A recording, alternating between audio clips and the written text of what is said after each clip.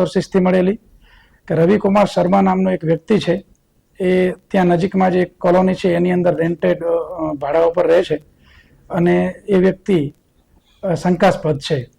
તાત્કાલિક અમારી ટીમો એક્ટિવ થયેલી અને એ વ્યક્તિ જે રહેતો હતો એની રૂમ બંધ હતી, એટલે એની વિગતો કઢાવવામાં આવેલી અને એની વિગતો કઢાવી ત્યારે એના ફોન સ્વિચ ઓફ થઈ ગયેલા અને તાત્કાલિક ટીમોને રવાના કરેલી.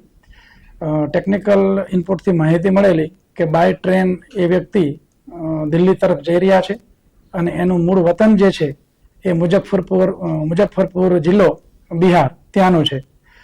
અહીંથી ટીમ એક્ટિવ કરેલી. અન્ય રાજ્યોની, બિહારની, હરિયાણાની, યુપીની પોલીસના સંપર્ક કરવામાં આવેલા, આરપીએફનો સંપર્ક કરવામાં આવેલો અને અમારી ટીમો રવાના થયેલી. અમારી જે ટીમ છે એને આ આરોપી રવિકુમાર શર્માની ધરપકડ ફરીદાબાદથી કરી લીધેલી છે અને ફરીદાબાદ ક્રાઇમ બ્રાન્ચ છે એને ખૂબ સપોર્ટ કર્યો છે, આરપીએફે ખૂબ સપોર્ટ કર્યો છે અને અમારી ટીમ જે છે એને કોર્ટમાં રજૂ કરી ટ્રાન્ઝિટ વોરંટ લઈ અને પરત થઈ ગયેલ છે અને આરોપીને હસ્તગત કરી અને આગળની જે બધી કાર્યવાહી છે એ હવે કરનાર છીએ.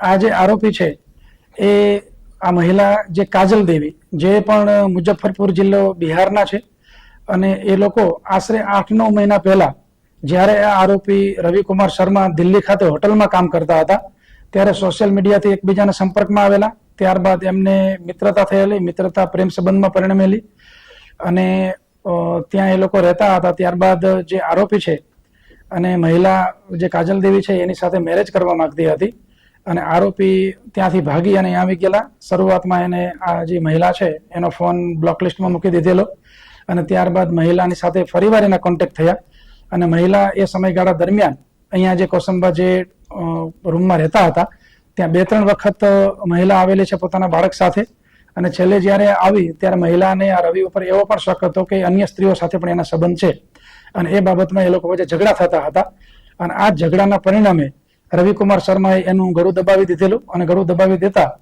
આ મહિલા જે છે કાજલ દેવી એનું મૃત્યુ થયેલું. મૃત્યુ થયા બાદ એનું જે બાળક છે એ એના એક મિત્રને ત્યાં એ મૂકી આવેલા, બાળકને નાસ્તો કરાવી અને પછી ત્યાંથી એક ટ્રોલી બેગ ખરીદી અને આ જે ઘટના છે એને અંજામ આપેલો, જેની અંદર બોડી પેક કરી અને જે તે જગ્યાએ છુપાવવાના ઈરાદે એ મૂકી આવેલા. પરંતુ ગણતરીના કલાકોની અંદર જ અમારી ટીમે આ ઘટનાને ખૂબ ગંભીરતાથી લઈ ડીવાયએસપી સરવૈયાજીની, કામરેજ ડીવાયએસપી જે અમારા સરવૈયાજી છે એમના સુપરવિઝનમાં અમારી આ તમામ ટીમો કામ કરતી હતી અને ફરીદાબાદ ખાતેથી આરોપીને પકડી અને અમારી ટીમ અત્યારે પરત આવી રહી છે. એટલે મારી ટીમને પણ આ બાબતમાં ખૂબ અભિનંદન છે. જે મૃતક મહિલા છે તે પરિણીત હતી, અપરિણીત હતી, કઈ રીતનું હતું? પરિણીત મહિલા હતી, એનું 2 વર્ષનું બાળક છે અને એના પતિ છે એના પતિથી અમુક સમયથી અલગ રહે છે અને રવિકુમાર શર્મા છે એની સાથે એ મહિલાના પ્રેમ સંબંધ હતા. આ જે રવિ શર્મા છે તે શું ધંધો કરતો?